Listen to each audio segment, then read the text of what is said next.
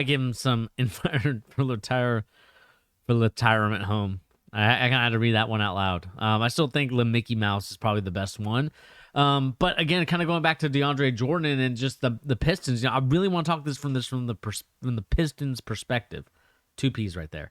The reason why I want to talk to it from that perspective is because we're seeing how much of a horrible deal it is. We're seeing how badly the Pistons have just piss poorly managed their roster. Getting rid of Sekou Doumbia, who is a very young, I believe this is like his second year in the league, if I'm not mistaken. I remember he's supposed to be a really good high draft pick, ended up kind of finding his role with the Pistons, and ended up just getting traded away. I mean, let's look at how much what he is. I mean, this is his, born in 2000, so I think he was, let's see what year he's in. I believe this is his first season, so he's only had one season so far, if I'm not mistaken.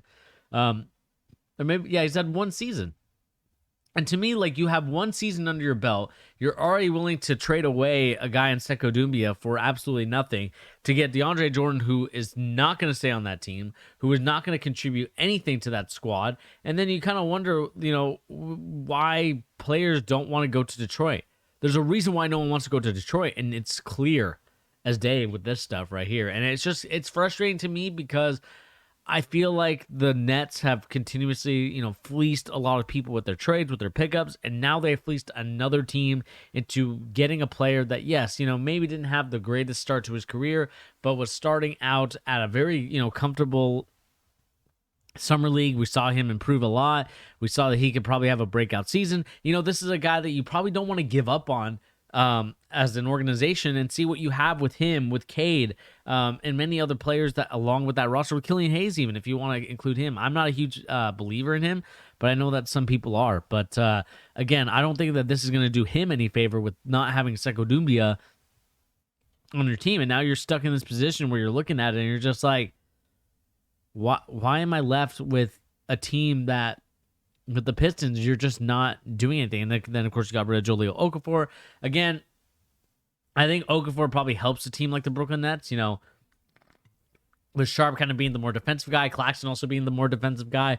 You have Jahlil Okafor being the more offensive threat to that three-man, center position where they can finally kind of, be a little bit more mobile in there because, DeAndre Jordan's old. Not really kind of the same DeAndre Jordan that we saw in the Clipper years. And, according to rumors, he's going to get signed to the Lakers, which I'm not sure if that, I think they do need some center help, but it's like, how many older centers do you need for that team? I think that, Dwight Howard is just plenty enough. I don't know why you need DeAndre Jordan. I don't think he really adds that much to that roster.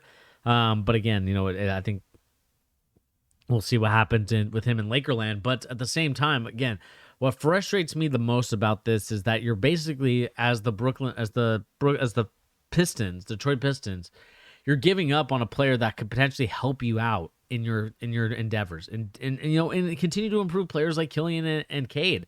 If those are the two guys that you believe in that could carry your franchise and be the star franchise players, then why don't you treat them like that by keeping their players? What wouldn't surprise me is that they got rid of a guy like Jeremy Grant, who is an older veteran who can help out a veteran team, and then you get some stuff in return for him, so that way you can help Cade Cunningham and Killian Hayes when they become of age and they're old enough to kind of carry the team on their own, where they can kind of rely on those weapons. But instead, you're looking at a situation where you get rid of one of those young weapons. I understand, like I said, hasn't had the best season, but still, a player that can contribute in many different factors of the game. Like he can do a lot of different things for this squad, and the fact that they got rid of him for absolutely nothing, I would think that there's some collusion going on with this trade, because it's a horrible trade. I understand that you're saving money and many things like that, but I just feel like you're not really doing you're doing a disservice to some of these players and some of these athletes with the way that you're trading some of them, and the fact that you're not basically, you're not putting any faith into Cade or Killian, saying like, yes, we're going to do everything we can to keep this team around you so you can be the star players and carry our franchise. If I'm Cade, I'm looking at this and I'm not excited at all. I'm probably honestly pissed off, because you're getting rid of really good players and getting a player that's not even going to play for you. You're just getting 4 future first-round picks. And, can you turn those into first? Can you turn those into anything? Are those picks going to be... Ooh. I ain't going front. I just absolutely got scared right there. Oh my god, you got me. You got me right there. I'm not gonna lie. Whoever that was, Haas00312 was here. You got me really good. You got me good with the. I also have my pre-workout here as well, so you got me really good with that. So thank you for that. Excuse me, for that Twitch follow. I appreciate that very much. But again, kind of going back to the point at hand, I just wasn't impressed with it, and so. Let me know in the comment section down below, what do you guys make of this? Again, we can kind of go to more to the DeAndre Jordan side of it now. DeAndre Jordan is now apparently going to be signing a contract with the LA Lakers, and we can kind of go here. No, he intends to join the Lakers. We can kind of go to the sources from Adrian Wojnarowski and ESPN and kind of read that story really quick. Again, this is kind of off-centered.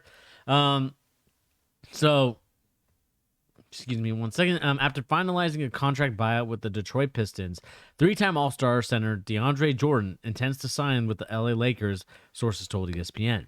Detroit acquired Jordan for 4 second-round picks and $5.7 million of the deal with Brooklyn on Friday, with the intention of buying out the remaining 2 years and $20 million on Jordan's contract, sources told ESPN. Give me 1 second. Once the buyout is agreed and signed, Jordan will have cleared waivers before becoming a free agent and sign with the Lakers. His contract term makes it virtually impossible for Jordan to be claimed by a team. I'm assuming that means like no one can really pick, no one really wants to pick Jordan up for $20 million. Is basically what they're trying to say. The Nets received Jahlil Okafor, Sekou Doumbia. We already talked about this. And they said we'll send 2022, 2027 second round picks with favorable 2024 second round between Wizards and Memphis, and more favorable 2025 between the Wizards and Golden State, sources say. Trading Jordan's contract instead of buying out offers the Nets financially relief in short term, but also will in the future with the repeater tax penalty starting in 2023. Brooklyn has had the option of waiving and stretching the $19.7 million owed to DeAndre Jordan's deal over 5 seasons. That wouldn't represent a $3.9 million cap that would have lingered on the team's books from 2021 to 2025. The move could save the Nets money on luxury tax bill for the next 2 years, but cost them an extra $20 million in 2023, 2024, and could reach up to $50 million in 2024 and 2025. It is not immediately clear whether the Nets will keep Okafor or Doumbia or decide to waive them, sources say. That is expected to be determined in the coming days. The Nets are planning to waive forward Alazi Johnson, sources say. Jordan will return to Los Angeles, where he spent the first 10 years of his career as a member of the Clippers. The Lakers have signed several veteran players on the bench, including 8-time All-Star Dwight Howard, and still have 3-time Marc Gasol on their team roster. Gasol lived in LA with a championship pedigree from his time in Toronto, and his bloodline linked him to a franchise of his brother Pau, teaming up with Kobe. Obviously, we talked about that a little bit later. While Marc Gasol is brought to the Lakers in part for his favorable ability to provide secondary playmaking as the center position, Jordan brings a similar set of skills to JaVale McGee before he's traded away. McGee teamed with Howard to flank Anthony Davis in the front court on a virtual threat rim-protecting big on LA's championship run in the Orlando bubble. Jordan was part of a free agency signing class with Brooklyn Nets and included Kevin Durant and Kyrie Irving in 2019. Initially, Jordan alternated as a starting center with Jarrett Allen, who then eventually got traded to Cleveland as part of a 4-team deal that landed the Nets all-NBA guard James Harden. Once the Nets acquired Blake Griffin, Aldridge, Jordan's role was diminished. Jordan averaged 7.5 points and 7.5 rebounds in 57 games been played last season in Brooklyn. And I'm sorry that I kind of had to read that whole thing, but I just kind of wanted to give you into perspective as to why, when someone gets waived or when someone gets, their contract bought out, usually they're waived on claim or they're claimed on waivers. So if a team is willing to pay that DeAndre Jordan contract, they have first dibs, and no one wants to pay that much money for DeAndre Jordan. So again, it's going to go to a situation where he goes to, he clears the waivers and now he's officially a free agent where he can sign anywhere he wants. And we know that the Lakers are going to be at the top of the list, according to Adrian Wojnarowski.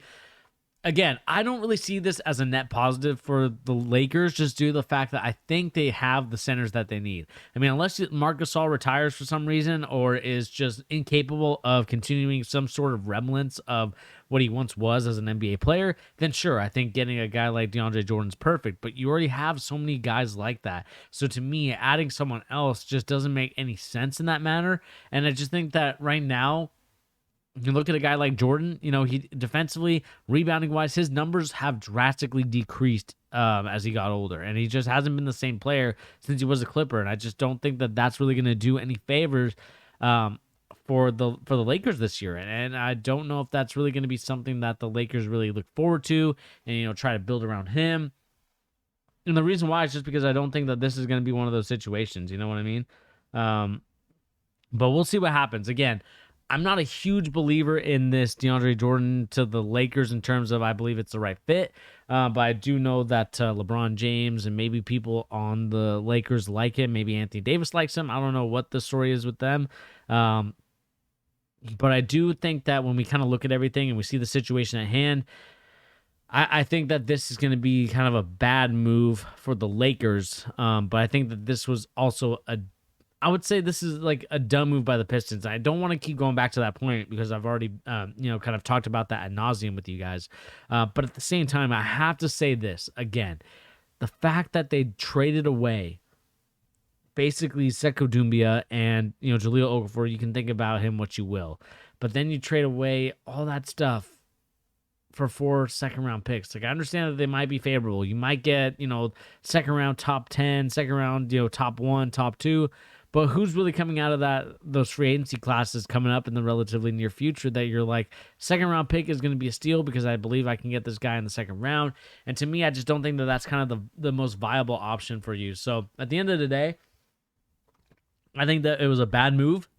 And I don't think that this is going to do anything for the Lakers by making them even more favorites for the championship. I always still think that they're favorites. I think that they're going to dominate, and we'll see what happens. I'm kind of curious to know what you guys think in the comment section down below, and let me know what you make of Jordan kind of clearing the waivers eventually and then signing with the Lakers. Do you think that we should be changing the system? Do you like the system that it is? Let me know in the comment section down below, and also let me know what fan of a team that you're on, because I think that this is going to be kind of playing into that kind of poll and seeing what's going to happen on from there. So again, I would love to know your guys' comments and opinions in the comment section down below.